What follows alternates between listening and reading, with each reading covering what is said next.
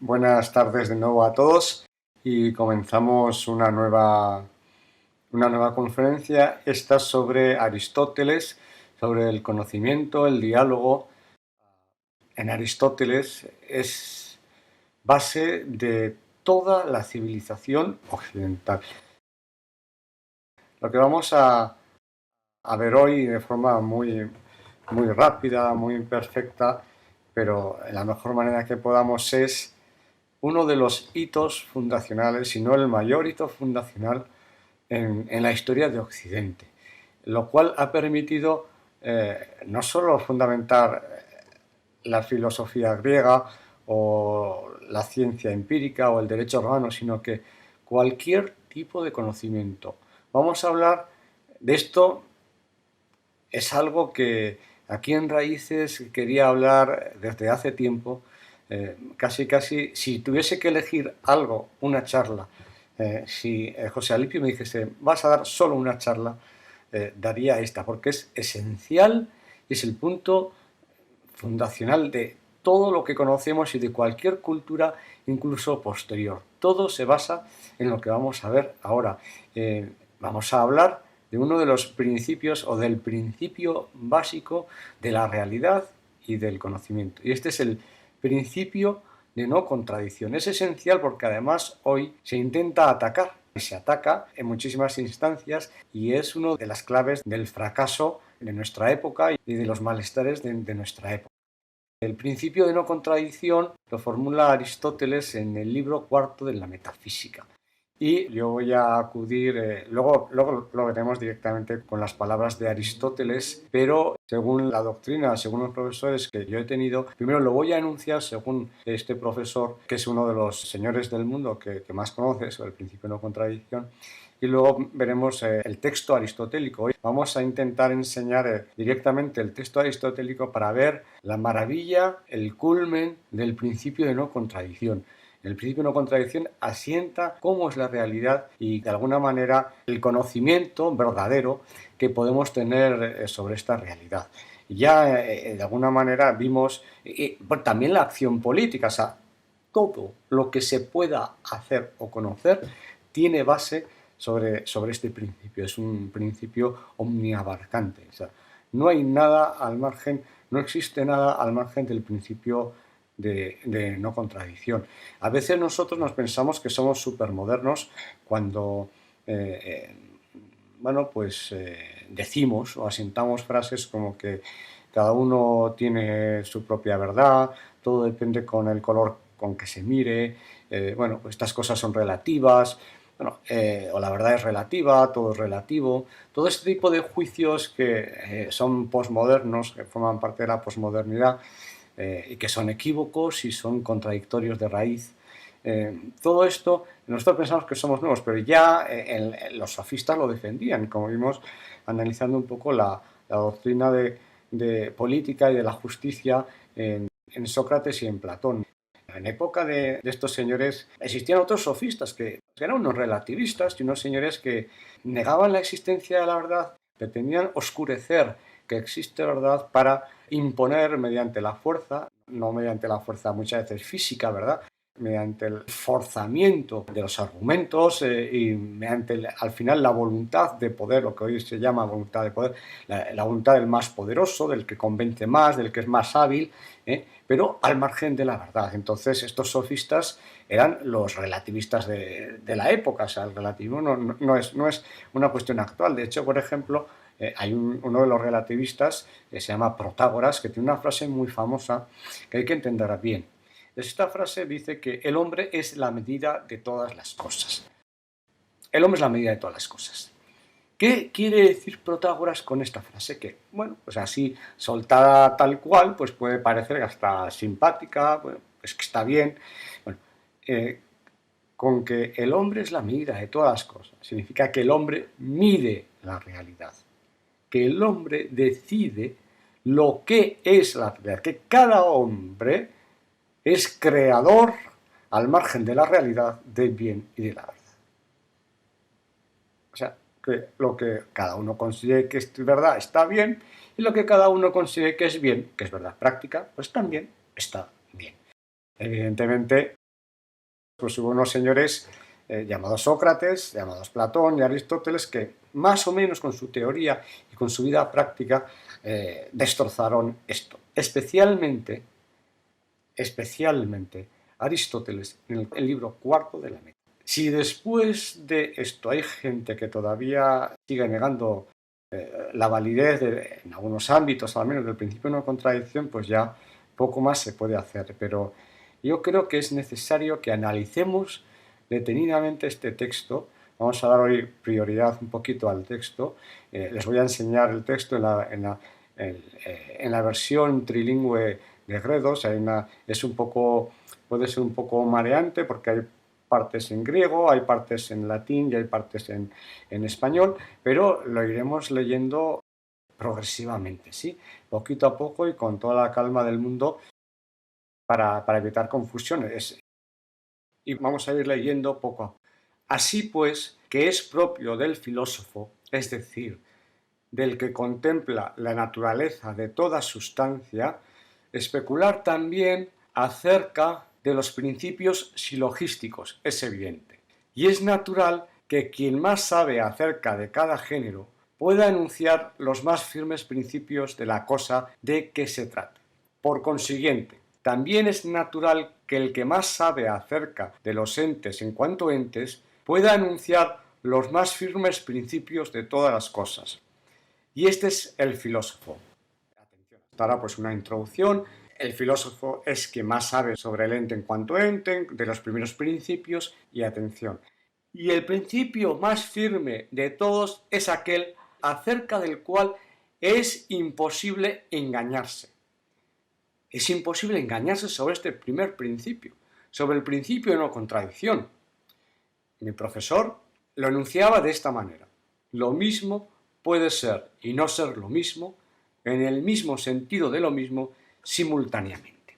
El principio de no contradicción, o sea, básicamente lo vamos a reducir de momento a lo siguiente, que una cosa no puede ser una cosa y su contraria a la vez, otra distinta a la vez. Muy bien. Esto es así, bueno, y es de elemental lógica. Por eso, sobre este principio es imposible engañarse. Es necesario, en efecto, que tal principio sea el mejor conocido, pues el error se produce siempre en las cosas que no se conocen y no hipotéticas. Pues aquel principio que necesariamente ha de poseer, el que quiera entender cualquiera de los entes no es una hipótesis. O sea, el que quiera entender algo sobre algo, tiene que conocer este principio, sino que necesariamente ha de conocer el que quiera conocer cualquier cosa y cuya posesión es previa a todo conocimiento. Antes de conocer es necesario conocer este principio, de tal manera que el que conoce este principio puede conocer las cosas y el que lo desconoce no conoce nada, ni en la teoría ni en la práctica. Ni hace 2000 años, ni hace 4000. Ni en la política, ni en la ciencia nuclear. Hay que conocer este principio, el primer principio, sobre el cual no es posible engañarse, sobre el cual hay una certeza del 100%. No cabe ninguna duda. Bien, la enunciación del propio Aristóteles en la traducción excelente de es imposible, en efecto, que un mismo atributo se dé y no se dé simultáneamente en el mismo sujeto y en el mismo sentido, con todas las demás puntualizaciones que pudiéramos hacer con miras a las dificultades. No vamos a entrar en este entre paréntesis porque se nos iría un poco de madre. Este es, pues, el más firme de todos los principios, pues se atiende a la definición enunciada. Es imposible, en efecto, que nadie crea que una misma cosa es y no es, según en opinión de algunos dice Heráclito. Hay gente que de alguna manera niega el principio de no contradicción, pero en realidad, como vamos a ver, es imposible. Y si no es posible que los contrarios se den simultáneamente el mismo sujeto, y añadimos también a esta premisa las puntualizaciones de costumbre, y si es contraria a una opinión, la opinión de la contradicción, está claro que es imposible que uno mismo admita simultáneamente que una misma cosa es y no es, pues simultáneamente tendría las opciones contrarias el que se engañase acerca de esto.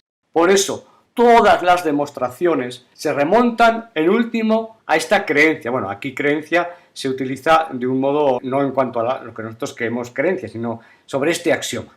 Pues este es, por naturaleza, principio también de todos los demás axiomas. Bien, ¿qué nos está diciendo en este punto Aristóteles? Que toda demostración incluye conocimiento del principio de no contradicción, pero que al mismo tiempo el principio de no contradicción no se puede demostrar. Pero precisamente, como vamos a ver, esta no es sino una de las fortalezas del principio de no contradicción. Aristóteles distingue dos usos en nuestras capacidades intelectuales. Uno es la razón, cuyas operaciones básicas son la abstracción, el juicio, el razonamiento. Por ejemplo, hacer razonamientos al estilo de todos los hombres son mortales, Sócrates es hombre, Sócrates es mortal. Eso es un razonamiento. Muy bien. Justo en el juicio y en el razonamiento es donde se da la verdad. Cuando razonamos, estamos diciendo que es verdad lo que son las cosas. Cuando juzgamos, estamos diciendo que es claro. Si yo digo la pared es blanca, estoy diciendo que eso es verdad. Es lo mismo decir la pared es blanca que es verdad que la pared es blanca. Porque me estoy comprometiendo. Es un juicio. Estoy juzgando de un sujeto, pongamos la pared, que tiene una serie de atributos, de características, pues una serie de propiedades. Por ejemplo, la de poseer la blanqueidad, el color blanco, ¿no? Entonces, es un juicio, estoy juzgando y el resultado de un juicio es la verdad o la falsedad. Pero la operación intelectual en la cual se da la verdad es el juicio. Muy bien. En cualquier caso, claro, un razonamiento implica que se parte del desconocimiento, de una pregunta. ¿Será Sócrates mortal? A ver, vamos a pensar. A ver, Sócrates es un hombre, los hombres son mortales. Entonces uno va haciendo un juicio hasta llegar a una conclusión, a una demostración. Dada la verdad de las premisas, se concluye la verdad de la conclusión, ¿no? Se demuestra que eso es necesariamente así. Sócrates es mortal. ¿Por qué es mortal? Porque es un hombre y todos los hombres son mortales. Dada la verdad de las premisas, dado que los hombres son mortales y dado que Sócrates es un hombre, no hay ninguna otra posibilidad que concluir que Sócrates es mortal. Eso es una demostración. Las demostraciones en ciencia son, en otros ámbitos, pues son ciertamente complejas muchas veces, pero en última instancia dicen una cosa. Uno llega a una conclusión. Y si llega a esa conclusión, ¿qué es lo que está diciendo? Que las demás no son. Si 2 más 2 es igual a 4, no solo se está diciendo que 2 más 2 es verdad que 2 más 2 es igual a 4, sino que toda otra posibilidad carece de lógica. O sea, además de decir lo que es, se reduce al absurdo, se lleva al absurdo a toda otra posibilidad alternativa. Si una cosa es como es, no puede ser de otra manera. Bien, esto que es así es en la razón. Hablábamos de que de nuestras facultades cognitivas, Aristóteles diferencia razón de entendimiento, del entendimiento de sí mismo. La razón, por decirlo de alguna manera, razón. El entendimiento ve. Somos capaces de ver intelectualmente. No con los ojos físicos, pero sí de ver algunas cosas con una evidencia, de evidencia, ¿no? Ver con una evidencia muy superior a la del razonamiento, a la demostración. La evidencia, cuando uno conoce por evidencia, conoce con una certeza del 100%. Lamentablemente el ser humano tiene evidencia realmente. Se utiliza el término en el lenguaje coloquial de muchas maneras, pero el término evidencia tiene sobre muy poquitas cosas, no sobre tantas cosas. Sobre los primeros principios hay evidencia. Y dice Aristóteles que esta es la forma en el que el ser humano más se asemeja al conocimiento divino. Sí, aquí no vamos a entrar en si Dios existe o no, pero sí que, pongámoslo como hipótesis, en caso de existir, ¿cuál sería el modo de conocimiento de Dios? Si Dios existiese, su conocimiento sería evidente, no por razonamiento. Dios no razona, porque razonamiento implica ignorancia. Tengo que demostrar algo porque lo ignoro, porque no lo tengo claro. Y además esa demostración se da en el tiempo. Dios es omnisciente, lo sabe todo, entonces no puede ignorar. Dios, de alguna manera, no está en el tiempo. Por lo tanto, no hace razonamiento. O sea, nosotros cuando hablamos de Dios en plan, pues si hago esto, entonces Dios hará lo otro, porque pues esos son planteamientos en cierto modo humanos. O sea, son modos de acercarnos a Dios para entenderlo de alguna manera. Pero realmente, en caso de existir Dios, pum, evidencia. Lo ve. Y lo ve sin posibilidad de error. Por eso dice Aristóteles que lo poco que podemos conocer por evidencia es lo más divino que tiene. Y es verdad. Es verdad. O sea, nuestro modo, de todas maneras, no voy a entrar en grandes detalles técnicos, nuestro modo de ver evidente no es tan potente como el que tiene Dios. Pero claro, si tuviésemos todos evidencia sobre, no sé, la carrera de ingeniería, voy yo a la carrera de ingeniería y me dan directamente el título. Claro, esto es muy grande. El principio de no contradicción es una de las cosas sobre las cuales el ser humano tiene evidencia. Miren, un niño de 3 años, pongamos, pregunta, ¿qué es esto? Y tú le dices, mira, Juan Carlitos, esto es una pared y una no pared. Te puede decir algo así, puede pensar, supongo yo, no sé, no estoy en la cabeza de un niño de 3 años, pero mire, Guillermo Navarro, mire usted. Soy niño y soy apenas un niño de 3 años, casi recién nacido y salido de bebé. Pero no soy idiota. No sé lo que es esto. Pero no puede ser una cosa y su contrario. Se queda en la más absoluta de la perplejidad. Hasta un niño de 1 año conoce el principio de no contradicción, sin que nadie se lo haya enseñado y sin que lo haya visto por ningún sitio. Lo conoce. ¿Y cómo lo conoce? ¿Cómo lo conoce? Como decía esto, es previo a cualquier conocimiento. Porque antes de saber que algo es, tengo que saber que si es, no es lo contrario, o no es otra cosa que sea excluyente. Y es una luz que viene a la inteligencia sin ver nada. Antes de ver una puerta, puedo conocer una puerta viendo una puerta.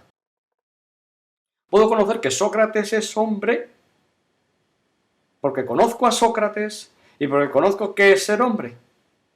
Pero hay sobre los primeros principios y el principio de no contradicción una certeza, una evidencia tan grande que no cabe ningún tipo de duda.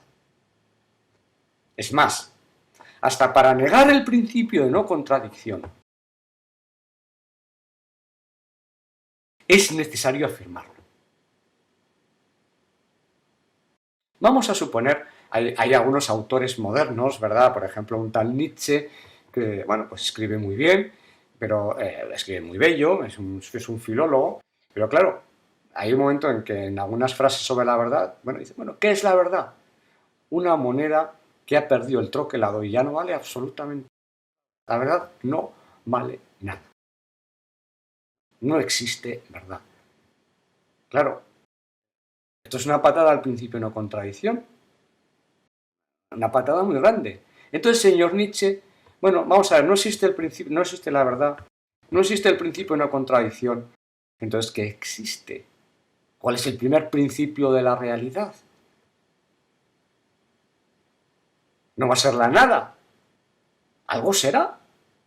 ¿Vale? Está bien. No es el principio de no contradicción. ¿Cuál es? Ponga usted el que usted quiera.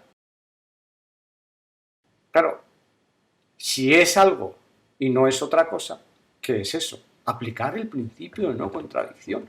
Cuando estoy diciendo no es, estoy diferenciando lo que es de lo que no es. Estoy aplicando el principio de no contradicción. No hay ningún campo de la realidad donde no verse el principio de no contradicción. Un científico, cuando, no sé, por ejemplo, está en su laboratorio y tiene una teoría en la cabeza y hace unos experimentos y no salen, no dice, bueno, cada uno tiene su verdad. No, ¿qué es lo que dice? O corrijo mi teoría, o puedo corregir mi interpretación de la teoría, o puedo corregir los experimentos que he hecho, pero lo que no puede ser es que sea una cosa y su contraria a la vez.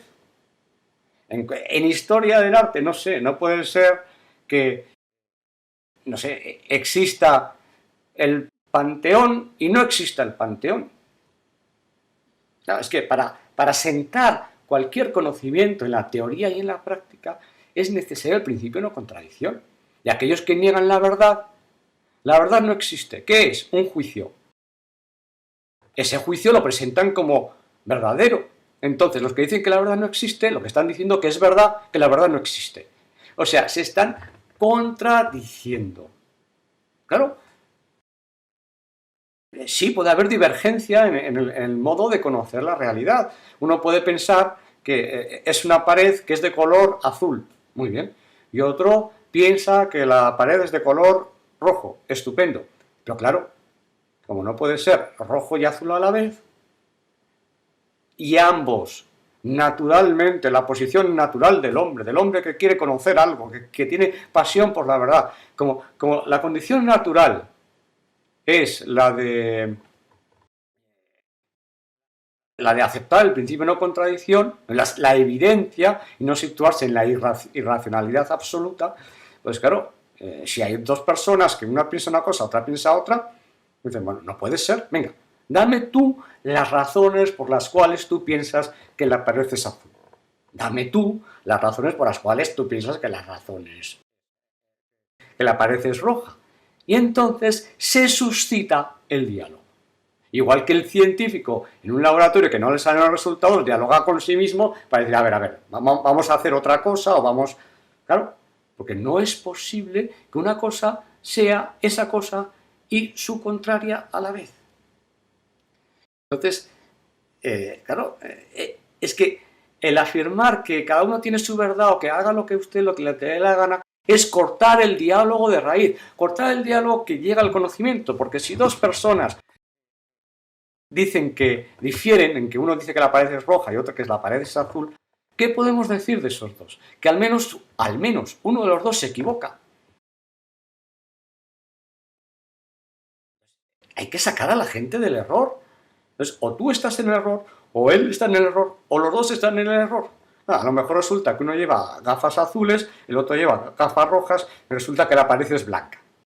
Bueno, pero de alguna manera ahí se suscita el diálogo y la posibilidad de entendimiento. Pero si todo puede ser lo que te dé la gana, claro, pongamos una ecuación matemática, ¿no? X más y igual a 4. X menos y igual a 4. Ese sistema no tiene solución. Porque no puede ser que una cosa más otra cosa den 4 y que esas mismas dos cosas restadas den 4. No puede ser. Pues habrá que ver qué es lo que ahí está sucediendo. Pero en principio ya vemos que hemos visto una de las características del principio de no contradicción, que se conoce por evidencia y que eso es una ventaja, porque es imposible dudar. Y como el principio de no contradicción está metido en todo razonamiento, en todo conocimiento y en toda demostración. Claro, si Sócrates es Sócrates y no Sócrates, y es hombre y no es hombre, y hay un axioma de la lógica y es demostrable. cabe por demostración, aunque la evidencia es un modo de conocimiento mejor, pero esto cabe, la demostración también es un método de conocimiento muy eminente. Bueno, entonces cabe demostración de que, vamos, de un axioma lógico que reza así, se dice así: ex contradictione sequitur quod libet, que traducido en román paladino significa ex contradictione, de una contradicción, sequitur se sigue quod libet, cualquier cosa. Entonces, a una persona, en un examen de lógica, le pones una cosa y su contraria, y la conclusión, le pones en la premisa mayor, en la primera premisa, le ponemos una cosa, en la siguiente su contraria, Sócrates es hombre y no es hombre, en fin, este tipo de cosas. Conclusión, tú puedes decir lo que te dé la gana, que está bien. El profesor de lógica te lo va a poner bien. La abuela fuma y sale volando, no sé, con bizcochos de chocolate. Estupendo. Muy bien hecho, porque de una contradicción se sigue cualquier consecuencia. En realidad, de una contradicción no se sigue nada. Así como si yo pongo x más y igual a 4, x menos y igual a 4. Si eso lo tengo que solucionar, y el profesor se pone pesado y me dice, pero pon algún valor, oiga, pues el que usted quiera. O sea, x vale 8, el otro vale menos 16 o infinito, 0, a lo que usted le dé la gana, claro. Entonces, esto no es serio. Precisamente, una demostración matemática significa que en un sistema de ecuaciones x puede valer una cosa y puede valer la otra. Está bien, pero lo que no puede ser es este planteamiento, ¿no? Entonces, esto desgraciadamente se da hoy en la realidad, o sea, en cualquier demostración, en cualquier conocimiento, en todo. Es una característica, o sea, algunos dirán, bueno, que está casi por encima de Dios, o sea, es algo divino, el principio de contradicción. Pues no estrictamente, pero sí que, en cierta manera, caso de existir Dios, está sujeto al principio de no contradicción, porque es una característica intrínseca propia de la realidad. La realidad, por el hecho mismo de ser realidad, posee unas notas que no son contradictorias. En la realidad no hay contradicción. ¿Qué es la contradicción? Esto, contradictio, contradicho, me he contradicho. En la realidad la pared o es pared o no es pared. Yo me puedo contradecir y digo, esto es una pared y una no pared. Lo puedo escribir, muy bien. Pero ¿qué valor tiene eso? Nada. Nada. No vale nada. La contradicción no es posible en la realidad. Esto es otro otro de las características propias del principio de no contradicción. Su modo de conocimiento es evidente, pero también es omniabarcante. Es necesario que se dé y siempre será en todo lo que tenga visos de ser algo de realidad. Lo que es algo y la nada no es. O sea, en todo está el principio de no contradicción. Es una característica del hecho de ser real. Si algo es, no es contradictorio. Esto es muy fuerte, Nosotros a veces utilizamos en el lenguaje popular, utilizamos el término contradicción de una manera muy, voy a decir, bueno, muy vulgar, iba a decir, o sea, es que fulanito y sus contradicciones. Bueno, en sentido estricto, no. O sea, en sentido estricto, solo cae contradicción en lo que se dice o en lo que se escribe. Solo cabe ahí. A veces se dice, no. Por ejemplo, fulanito, en fin, hace una cosa y dice otra, se está contradiciendo. Hombre, no, mire, no. Eso no es una contradicción. No sé, es un católico que va todos los días a misa, pero resulta que luego hace todo tipo de tropelías a los demás. ¿No? Se está contradiciendo, está contradiciendo la doctrina católica. Oiga, no.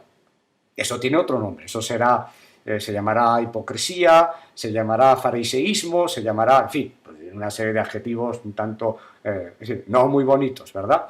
Pero eso no es una contradicción, porque el ámbito de la teoría es un ámbito distinto del ámbito de la práctica. Pues uno teóricamente puede tener unas ideas maravillosas, pero si no, eso es muy normal. Eso no es ninguna contradicción. La contradicción sería que en la teoría o que en la práctica, por ejemplo, haga una cosa y su contraria. Que sea hipócrita y no hipócrita. Oiga, no, eso no. Muchas veces, ya les digo, utilizamos el término contradicción de una manera muy liviana, pero en la realidad no hay contradicción. Precisamente la realidad, por el hecho de ser realidad, no es contradictoria. No cabe otra cosa. No hay alternativa a una cosa cuando esa cosa es esa cosa. Esto es de una, digamos, a mí me parece de primero de escuela, ¿no? Pero desgraciadamente hoy se niega. No hay ningún ámbito en que no esté el principio de no contradicción. Es universalísimo. Es omniabarcante todo. Hay por ahí leyes universales, por ejemplo, no sé, la ley de la gravedad, pues es universal, pero donde hay gravedad. Por ejemplo, en el espacio, lo que se llama espacio exterior, ahí la ley de la gravedad no rige, no en todo. Tiene una universalidad, entre comillas, restringida. Pero el principio de no contradicción tiene un alcance total. Y su modo de ser es necesario. No hay ningún tipo de alternativa. Bien, nos habíamos quedado aquí, por eso todas las demostraciones se remontan a esta última creencia, pues es por naturaleza, principio también de todos los demás axiomas. Pero hay algunos que, según dijimos, pretenden, por una parte, que una misma cosa es y no es, y que, por otra parte, lo conciben así. Y usan este lenguaje muchos incluso de los que tratan acerca de la naturaleza. Pero nosotros acabamos de ver que es imposible ser y no ser simultáneamente. Y de este modo hemos mostrado que este es el más firme de todos los principios. Fíjense, no acabamos de demostrar, acabamos de ver. Y hemos mostrado que es el más firme. Fíjense que Aristóteles es un tipo que no sé si escribe muy bonito, seguramente no, pero cada palabra que dice, vamos, está puesta de forma magistral. No sobra ni siquiera una palabra. Aquí, en cierto modo, está insultando a sus adversarios, pero fíjense de qué manera tan elegante. Exigen ciertamente algunos, por ignorancia, los están llamando ignorantes. Esto es que es una ironía tremenda. Que también esto se demuestre. Atención, el principio de no contradicción no se puede demostrar. Y quien pide demostración es un ignorante. Es ignorancia, en efecto, no conocer de qué cosas se puede buscar demostración y de qué cosas no. Efectivamente, de cosas tan altas como los primeros principios. El principio de no contradicción, el principio de identidad, el principio de tercio excluso y alguno más. Sobre eso no se puede tener demostración y tampoco sobre cosas que son fruto de mera opinión, ¿no? Como quién va a ganar, no sé, la Liga de Fútbol este año. ¿Es ignorancia? Demuéstreme usted si el Barcelona o el Madrid. No hay demostración sobre eso, ¿no? Tampoco hay demostración sobre el principio de no contradicción. Pero hemos visto, esto es fortaleza porque es un modo de conocimiento superior. Pues es imposible que haya demostración absolutamente de todas las cosas. Atención, ya que se procedería al infinito, de manera que tampoco así habría demostración. Y si de algunas cosas no se debe buscar demostración, ¿acaso pueden decirnos que en principio la necesita menos que éste? Una demostración remite a otra demostración, y esa demostración a otra demostración, y así podíamos proceder, como dice Aristóteles, a infinito. Y esto sería fatal, porque proceder a infinito es una de las peores cosas que se puede decir al argumento de un filósofo. Tu argumento inicia un proceso a infinito, pues entonces un proceso recursivo a infinito. Bueno, en fin, pues estas cosas son increíbles, son auténticos knockout, auténticas contra el filósofo que de alguna manera ha hecho que eso... Nosotros podemos, por ejemplo, tener 1.000.000 de clases de filosofía, o 1.000.001, siempre puedes añadir una más.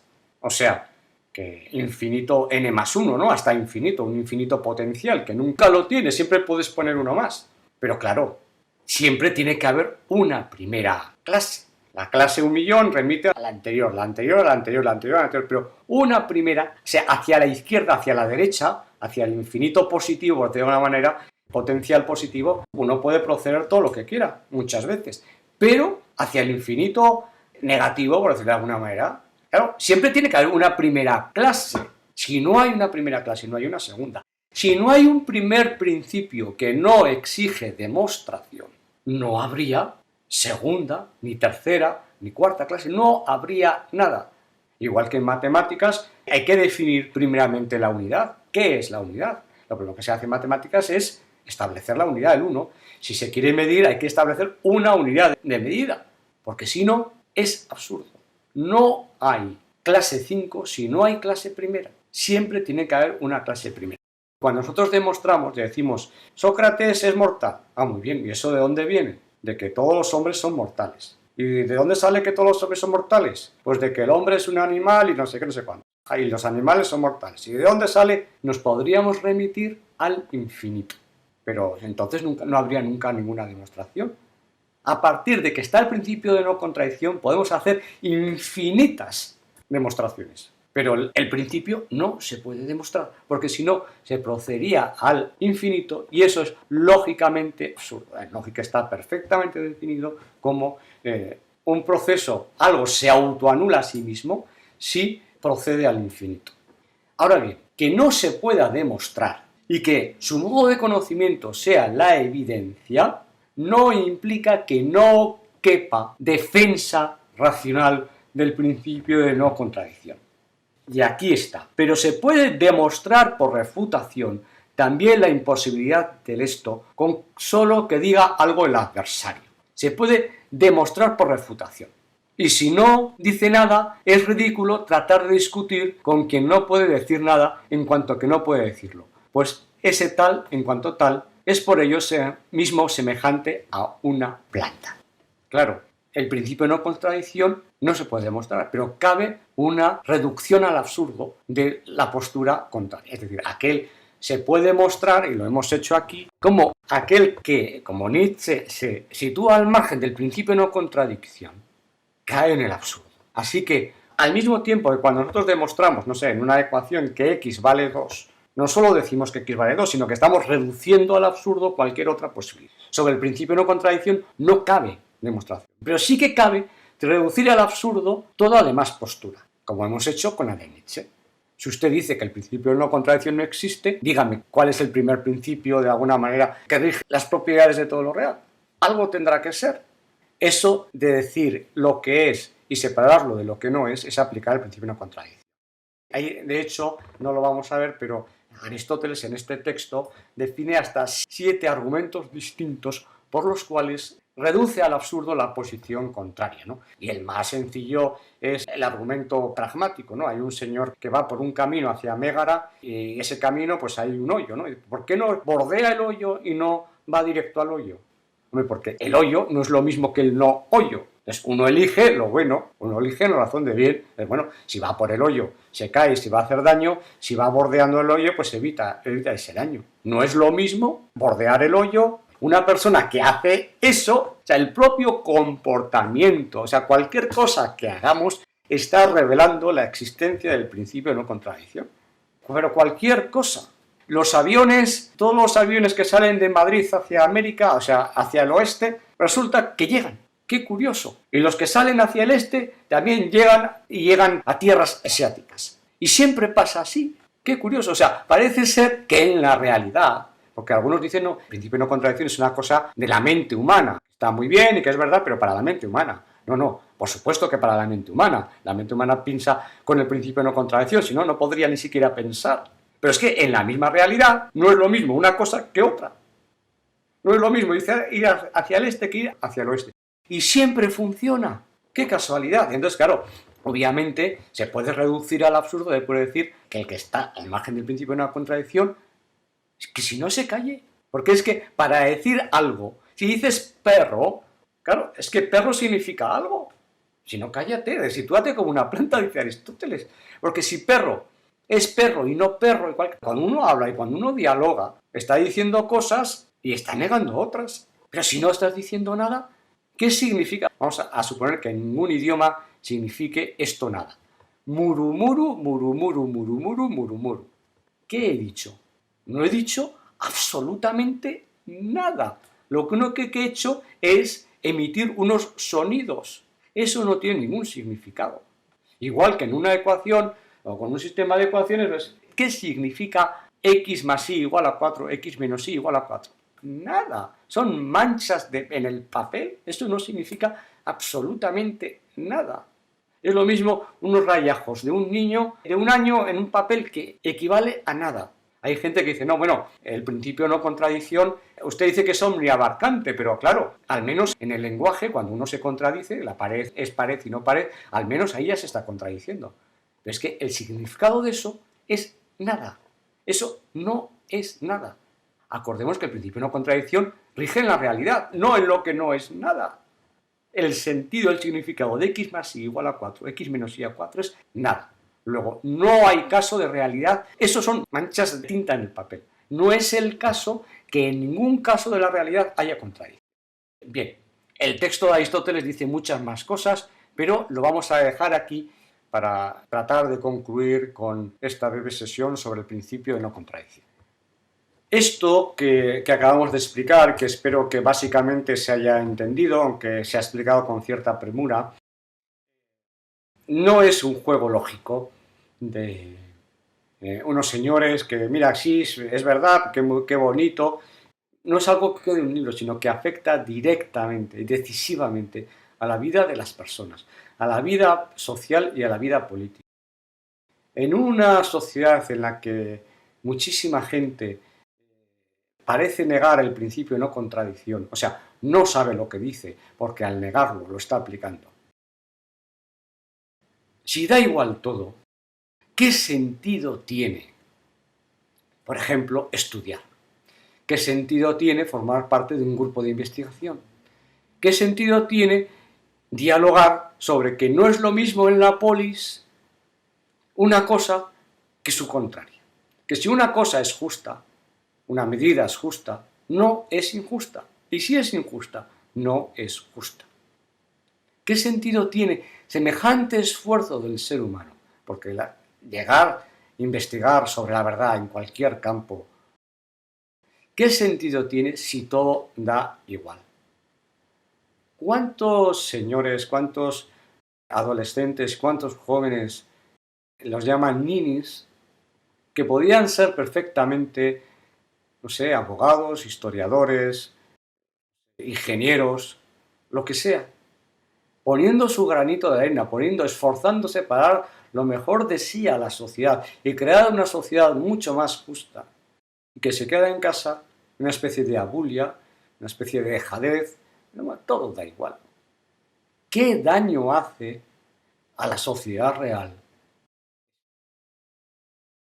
2000 años de historia, 2000 años de civilización, 2000 años de cultura y anteriormente también, aunque no se conocía al principio no contradicción, tal cual, o sea, no había nadie, o sea, se conocía en la práctica, pero no había nadie, no había habido ningún genio como Aristóteles que lo había puesto de forma tan sencilla y tan clara y tan bonita. Pero se aplicaba y se aplica siempre y se aplicará siempre porque no tiene alternativa. Entonces es importante. ¿Cuántas mentes confundidas por filosofías contemporáneas que niegan el principio de no contradicción? Bueno, pues ahí tienen a Hegel, ahí tienen a Nietzsche, ahí tienen al propio Marx. Hegel, no sé, su teoría del despliegue del espíritu absoluto de la historia a través de la contradicción. Bueno, ya con la palabra, con esa frase ya hay que tomar agua y coger aliento, ¿no? ¿Qué habrá querido decir? Pues nada, nada. ¿Por qué? Porque un señor que hace como eje de su sistema la contradicción, como el señor Hegel, oiga, pues señor Hegel, que en la realidad no existe la contradicción. Y usted lo pone como pilar de su sistema. También lo hace Marx, ¿no? Las contradicciones del capitalismo. Tal. El capitalismo en sentido estricto, en papel puede tener contradicción, pero eso equivale a nada, pero en la práctica no es contradictorio. El capitalismo podrá tener sus lagunas, sus deficiencias e incluso pues, sus perversidades. Pero hombre, contradictorio cuando se aplica no es. Porque la realidad no es contradictoria. Y esto pasa una y otra y otra y otra vez. Entonces, esto es algo en lo cual tendríamos que coincidir si queremos crear civilización. Porque cualquier conocimiento se basa sobre esto, es que se nos desmorona todo el edificio. ¿Cuánto de la quiebra y de la crisis de Occidente es por negar el principio de no contradicción? Es que si se niega eso, es que es lo primero de lo primero. Es que no puedes cocinar un alimento sin calor. Pues bueno, pues hay cosas que son primero, es que si no, no puedes hacer nada. El principio de no contradicción es elemental. ¿Qué futuro tiene una sociedad en la cual muchísimos de sus miembros han renunciado a dialogar? Porque han renunciado al principio de no contradicción. Entonces, la política y otros ámbitos se convierten en la lucha del más fuerte, en la lucha del que miente más, en la lucha del que es capaz de crear un discurso que de alguna manera convenza, un discurso vacío, como el que niega el principio de no contradicción, pero que de alguna manera pues haga que la gente quede convencida. ¿Qué futuro tiene Occidente si sigue negando el principio de no contradicción? Ya no negar, no sé, el COVID, sino el principio de no contradicción. No puede ser que exista COVID y no COVID. No puede ser que la mascarilla sea buena y mala a la vez. No puede ser que... A todo esto hay que hacerle muchos matices, tenemos que tener más sesiones y habría que hacerle muchos matices. Y es cierto que en toda disciplina pues hay cosas que son muy asentadas, otras que son cuestiones disputadas, pero desde luego todas presuponen el principio de no contradicción. Nada de lo que pensemos, digamos, hagamos, todo está sujeto por el principio de no contradicción. En última instancia, quien lo niega se sitúa como una planta, porque no puede hacer nada. Y esto es una tragedia. No he hablado de la teoría política propiamente en sentido estricto de Aristóteles, pero sí de los conocimientos, de un mínimo conocimiento que hay que tener, unas bases metafísicas y nosiológicas que hay que tener para adentrarse en cualquier actividad, también en la actividad política. Dicho esto, pues creo que la próxima charla es sobre Séneca, otro pensador apasionante, otro Sócrates, el Sócrates romano, y bueno, lo veremos dentro de unos días. Espero que hayan podido disfrutar y que les haya servido también para reflexionar y para pensar. Muy buenas noches.